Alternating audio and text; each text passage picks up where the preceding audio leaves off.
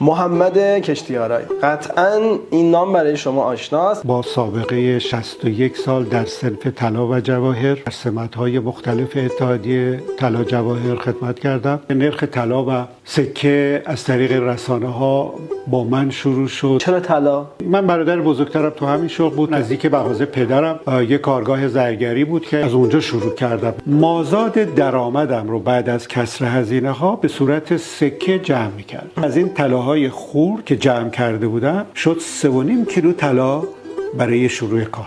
این توصیه رو من خیلی کردم به جوونا. درآمد اضافی بعد از کسر هزینه ها اگر دارید طلایی بخرید جمع بکنید، این خورد جمع شدن ها میشه یه سرمایه. حالا چرا طلا بخرم؟ به دلیل اینکه خب طلا از تورم و از نوسانات پولی به دور هست و همیشه به صورت سرمایه‌ای که قابل قبول پای شاخص‌های اقتصادی ترقی میکنه. بله. نه ترقی بیخود داره نه کسر بیخود داره. خیلی منطقی قیمتش افزایش پیدا میکنه.